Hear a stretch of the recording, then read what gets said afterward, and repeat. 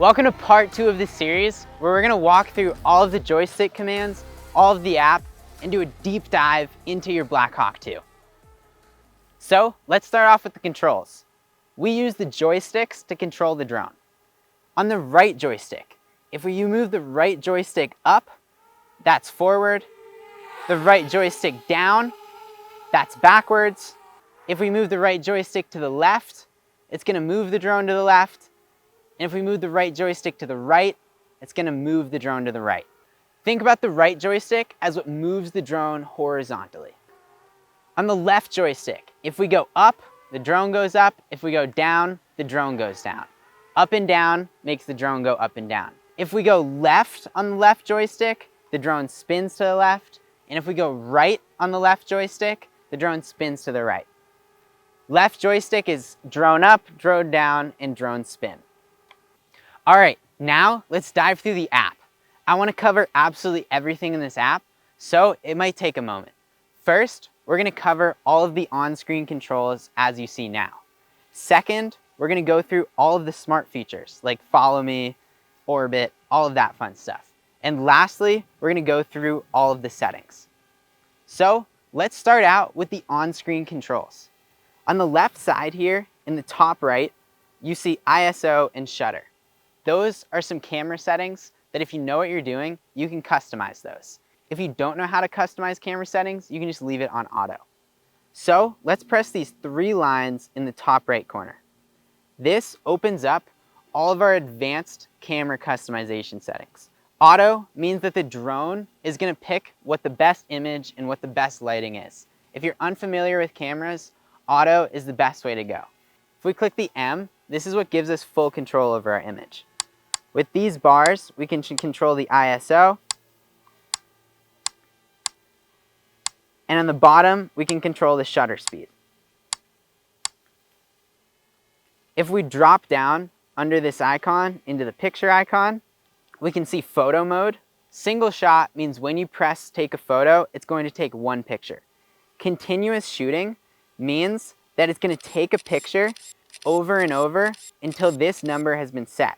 So if I put this at 5, I'm going to take a photo and it's going to keep taking pictures until we've taken 5 photos. Timed photo. This is when you press take a photo, it's going to wait this long before taking a picture. So if we set this to 20, I'll take a photo, it will wait 19 or 20 seconds and then snap the photo. Panoramic photo, this is a bit more advanced, but this can take a variety of really cool photographs, such as a 360 sphere, a full 180 picture, vertical or horizon. But keep in mind, you will need to take this off your SD card and render it yourself on the computer.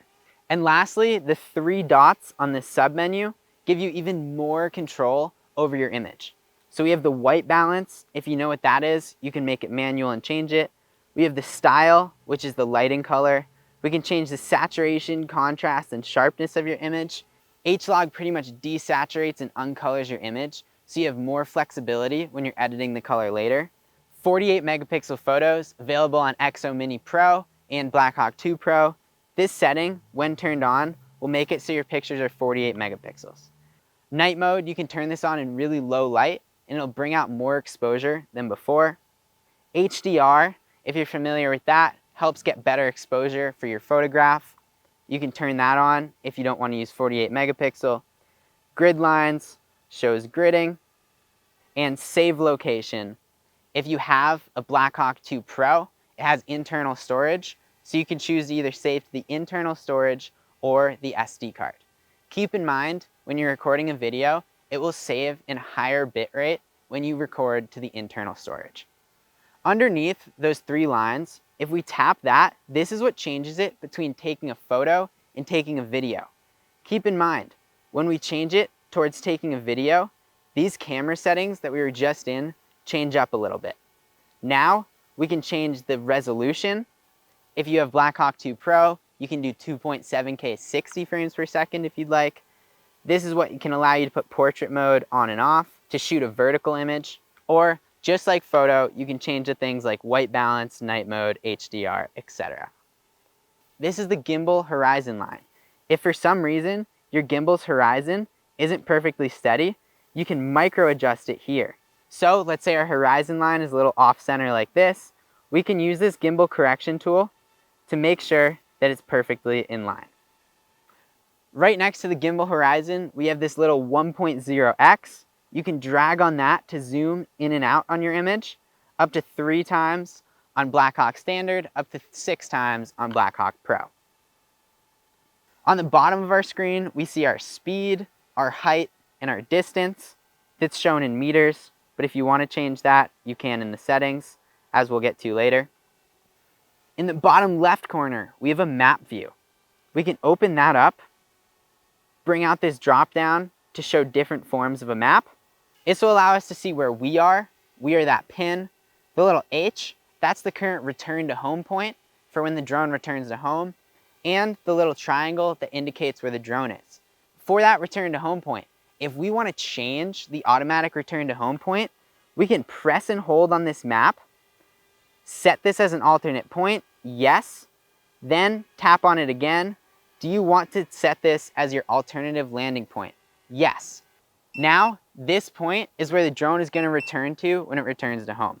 Let's cancel that. We can return to the takeoff point, the remote control location, that's where we are, or we could have it land in place. Above that, only on Blackhawk 2 Pro, you'll see this little triangle with a circle. We can tap this to turn on obstacle avoidance. Then tap it again to turn off obstacle avoidance. Lastly, going through the top of the screen, this little EXO button is what takes us back to the home screen. Next to the EXO logo, it will have in-flight GPS. That's our status bar. That will show you what the status of the drone is.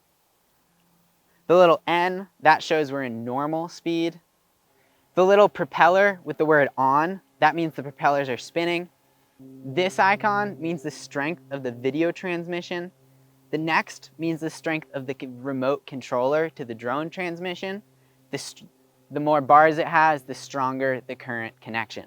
The satellite icon with the number 11 currently shows how many satellites we're connected to.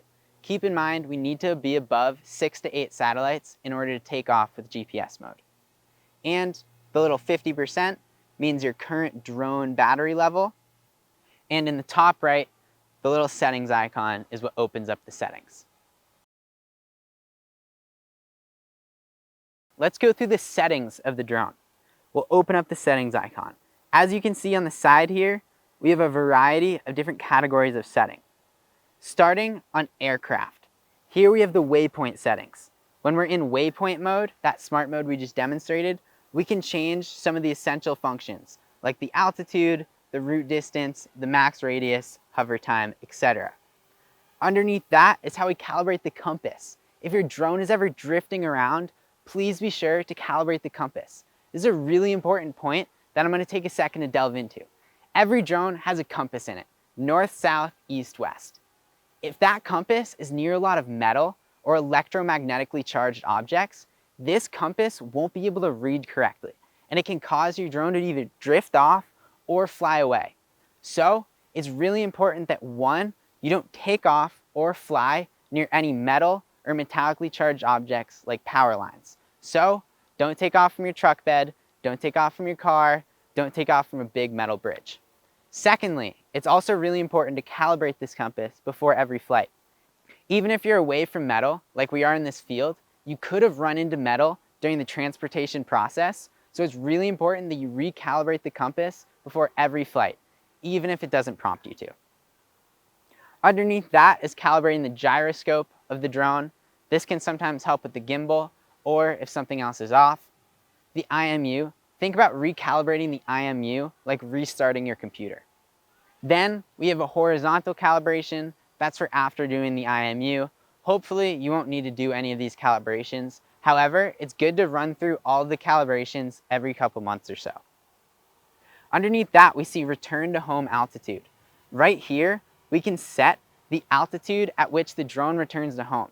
So when you tell the drone to return to home, or it returns automatically at low battery or lost connection, it will fly to this altitude, return to the GPS point of your home point, then descend. So if you're flying around trees or obstacles, it's really important you set this return to home altitude higher than anything you could run into.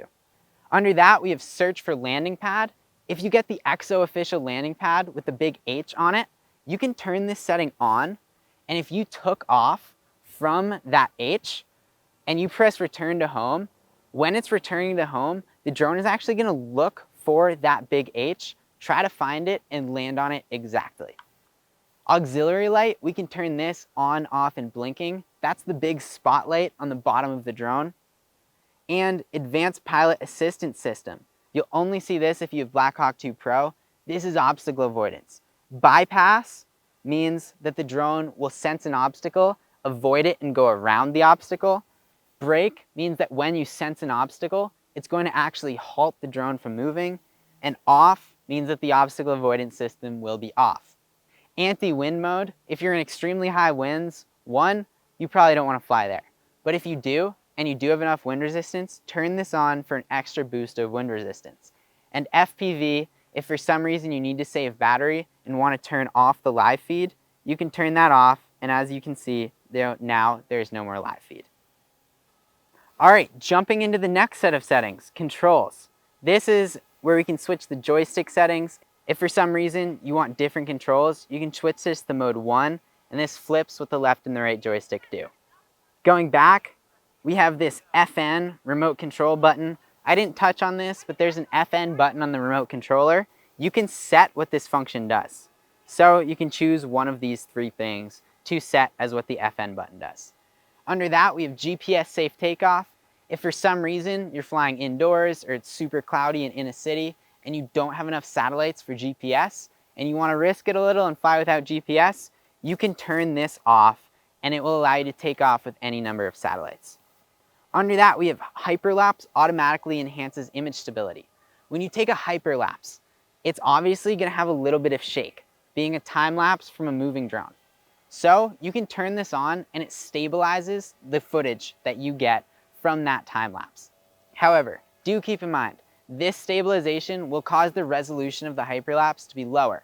So if you want to stabilize it yourself in an editing software, you can keep this off and stabilize it later for the highest resolution hyperlapse. This next one, allow emergency paddle stops. This means that if I push down, as shown in this icon, both joysticks to the bottom corner, then it would shut the motors off completely and the drone would fall out of the sky.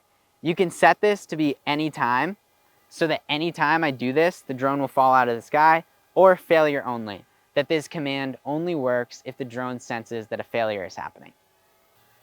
And lastly, we have allow the drone to unlock and take off while moving. Say that we're actually moving, like we're in a car going 5 miles an hour and we want to take off the drone. Typically the drone won't allow you to take off if it's not stationary. This will allow you to take off. Just be sure and be wary of where that return to home point is. And if you need to change the return to home point, be sure to do that on the map. Diving into the next set of settings, we have the gimbal settings. Gimbal pitch speed, anywhere from 0 to 100. This is what controls how fast that dial that I showed you on the controller pitches the gimbal up and down. So if we have it at 1, we can look, the gimbal moves very slowly. And if we set this to 100, the gimbal will move very quickly. For cinematic shots, I like to keep this around 5 to 10. Then we have the gimbal smoothness. This is the delay time between when you roll the gimbal wheel and when the gimbal starts to tilt up and down. So if we have this at 0, as soon as I hit the wheel, it's going to start to tilt down. And if I put this at 100, as soon as I hit the wheel, it's going to take a little bit to start to tilt down. I always keep this at 0. Underneath that, we have a gimbal calibration. If for some reason your gimbal is off kilter to the left or the right a little bit, it's shaking at all, we're going to want to land the drone, put it on a flat surface, and perform this gimbal calibration. All you have to do is press start calibration, and it will walk you through how to do the full calibration. We have gimbal status, normal. Hopefully it says normal. If it says any error, the gimbal might be damaged and you might have to send it back to EXO for a repair. And lastly, we have advanced settings.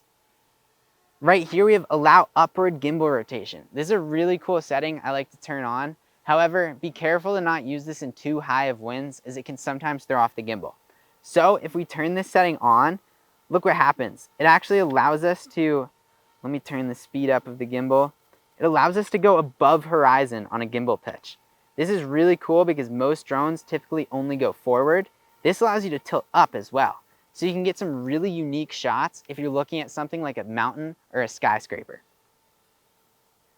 The other advanced gimbal settings is an advanced gimbal calibration. If for some reason your drone's gimbal starts to drift off to the left or the right significantly, more than a horizon change can fix, you can perform this advanced gimbal calibration to reset the horizon line and reset the gimbal fully. Then we have PID parameter settings. I wouldn't worry about that if I were you. The next set of settings to go through is the map settings.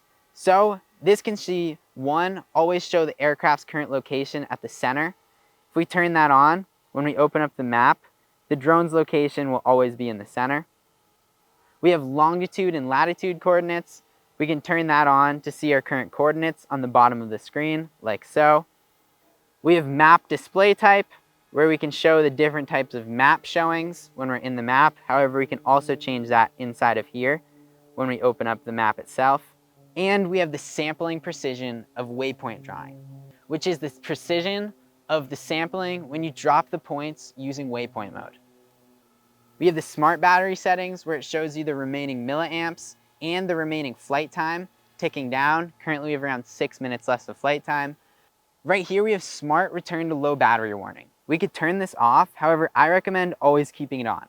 What this setting does is it will calculate, depending on your speed, altitude, distance, wind, etc. It'll intelligently calculate how much time is needed to return to home.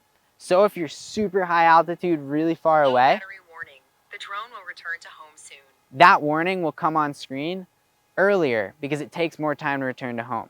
However, if you're really close to the home location, it will give you a bit more time before it prompts you to return to home. Then we have battery status and a bit more information about the battery.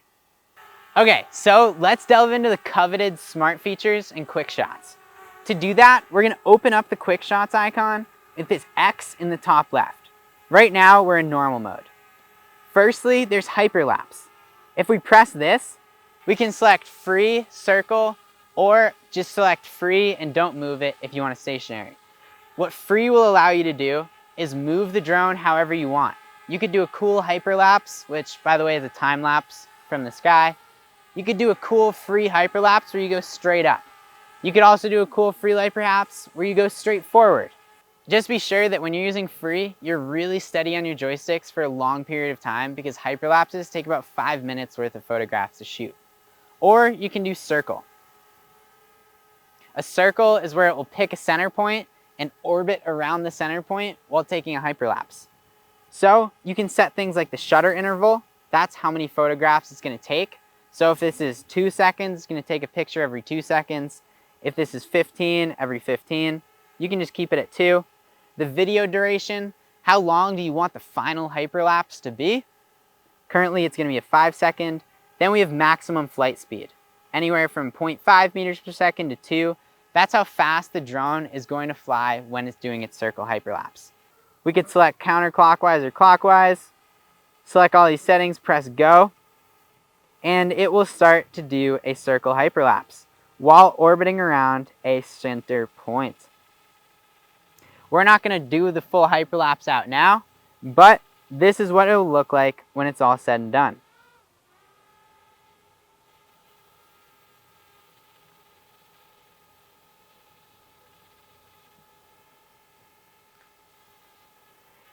Underneath hyperlapse, we have waypoint mode. This is if you want to draw a preset flight path on a map and have the drone fly it autonomously. If we open up waypoint mode, we can go mission planning or memory. Memory is if you want to fly the same exact waypoint as you did the day before. So if you have a farm and you fly the same route every day, you can set it in mission planning, save it, and then it will be inside memory going forward. So we're going to press add, tap the pencil, and drop some precise waypoints. I dropped 2 by accident, so we can press delete, delete all, open up add, and we can start to drop our waypoints. Focus, we can drop this point anywhere we want. Say we drop it right there. the drone will be looking at that focus point the entire waypoint path. So as it flies from 1 to 2 to 3 to 4 to 5, it's going to be pointed at that one focus point the entire time, which can be really helpful. Then we would press upload, which is what will save the waypoint path into that memory we just talked about. Then start, we would press to go to the waypoint. If you need to change waypoint settings, like the height, the pause time, the maximum flight distance, etc., we can do that in the settings here, under settings, aircraft waypoint. And while it's flying this waypoint path, we can view the live feed of what it's seeing. Be sure, like the return to home, to set the altitude of the waypoint higher than any obstacles. As you can see, it's centering on that one really good focus point and flying between the waypoint paths. You can track it with this current aircraft icon. Back to the live feed, you can see the aircraft is still pointed at that one focus point. Awesome. We're going to pause that by just pressing stop, and now that mode is stopped. All right, so this next mode is going to be orbit mode. This is where it's going to have a center point, and it's going to do a really cool circle around you and make a really nice parallax effect. So this is telling you that you can throttle, you can use these joysticks to control the distance and the height at which it's orbiting at any time. Got it. So you're going to have to be above 5 meters, and we get to select what we want the drone to orbit around. So we could set the remote control as the center point, the point of interest. We could set the drone's current location as the center point, aka wherever the drone is right now, that's what it's going to center around. We could set a point on the map as the current location. For this mode, I'm going to set the remote control location as the point of interest, aka it's going to circle around me with the remote control during this orbit. We're going to click next step. It will tell you the current radius at which it's going to orbit and the current altitude at which it's at. We're going to click execute immediately. We can set the different orbit speeds. I'm going to set it to about 2 meters per second. Hide. Make sure to go into video mode and start a video. We can control the gimbal still, and it's doing this really cool orbit around us right here, around me with the controller. Like the joystick said, we can use the left joystick to control the altitude during this orbit, or we can use the right joystick to control the distance at which it's orbiting. We can make it go farther or closer to us while doing the orbit. It might throw it off a little bit when you change the settings at first, but for a really clean orbit, you can set your center point, set the dimensions of the distance you want it to orbit around you, the speed, and it'll do a really cool parallax effect where you're set in the middle and the background is changing. It's a really sweet effect. We can press stop to exit that mode. We threw it off a little by changing all the different settings at once. And now for the fan favorite, the follow me mode. On Blackhawk 2, we have 2 different follow me modes. One is follow me with the little satellite icon. That's going to follow the controller. So wherever the controller is, it's going to follow. Then we have the more useful one that people use more, which is active track. So let's open up active track.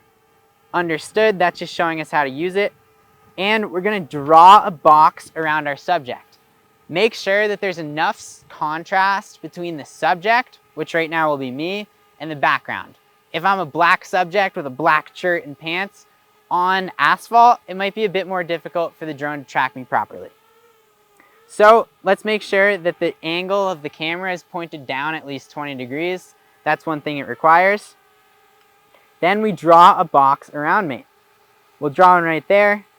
The go icon will come on and we can press go. We can either do trace, where it's going to follow me exactly where I go. If I start running or biking, it's going to follow me straight from behind or straight from in front.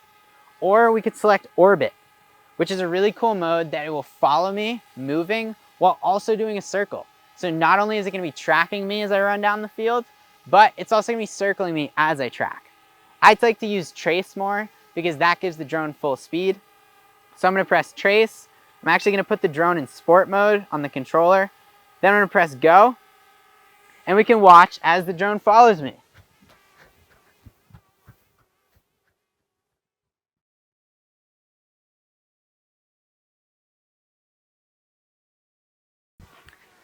That's pretty cool, huh? It's your own personal filmer. When we're done, we can just press pause. I didn't, but be sure to record a video when you're using this function because you're not gonna wanna miss that shot. To exit out of Follow Me, we're just gonna press stop, just like anything else. Under Following, we have Creative Mode, which opens up a variety of even more smart features. The first of these is Fly to Sky. This is a cool mode where the camera will point straight down and fly straight up to the sky, just like this.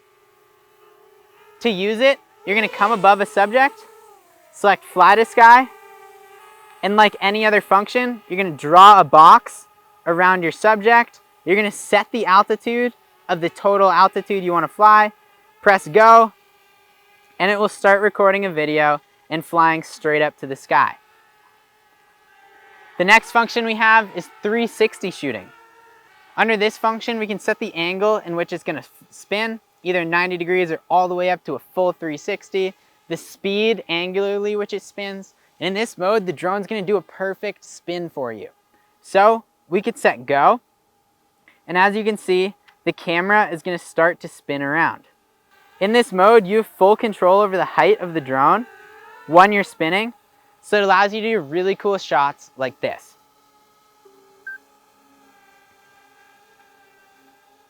The next function we have is Comet. We're gonna draw a box around ourselves. It's gonna tell us, do we wanna orbit clockwise or counterclockwise? We'll press go.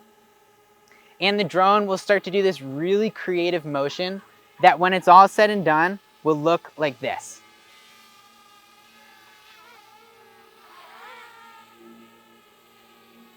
We also have Droney, which once again, you draw a box around your subject.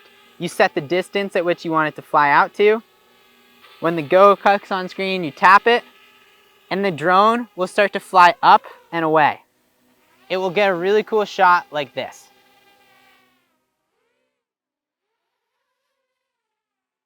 And lastly, we have this feature for auto drifting. This feature is one of the most unique time lapses ever on a drone. This works best if you have a really big subject, like a skyscraper or a mountain or something of that sort. Working over a human isn't quite as good. What this mode will do is you draw a box around your subject, and the drone, you press go, the drone will fly up, around, and get a really cool shot that looks like this. It works best if you're a really long open space, like a top of a mountain, a skyscraper, etc. And lastly, we have line fly mode. What this mode is it flies in a line. You can set where the line is, and then it will fly perfectly in a line, giving you full control over the camera. So the drone's going in a straight line, you can tilt the drone left, right, spin it around, and tilt the camera up and down. We would enter that, set the angle at which the drone is going to fly in a line, 360 from where it's pointing right now. We can set the distance, the total distance where it's gonna fly, anywhere from 10 meter on a line to 6,000 meters in a line. Heads up in your transmission at 6,000. And we can set the height at which it's gonna fly in a line and the speed at which it will fly in a line.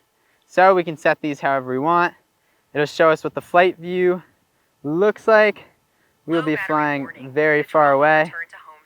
And we would press execute immediately. We could watch like the waypoint mode as this drone starts to fly in a line, or we can watch in the camera view. This is really awesome because now it's flying in this perfect line and we have full control over the camera. So if you need to do this for a project or anything, you can just quickly use this feature. To stop or cancel this feature, we're gonna press stop in the top left corner. So that is a full in-depth walkthrough of everything you need to know about Blackhawk 2. As you get better with your drone, you'll be able to dive through all these different features, controls, etc., and maximize your drone's capabilities. If you have any questions at all, be sure to go through this video or the user manual again for extra information about these features, functions, controls, buttons, etc. If you need any more help, go to exodrones.com, click the chat widget in the bottom left corner, or shoot us an email, and we'd be glad to help you solve your issue. We hope you absolutely love your Blackhawk 2 as much as I do, and from all of us at EXO, happy flying.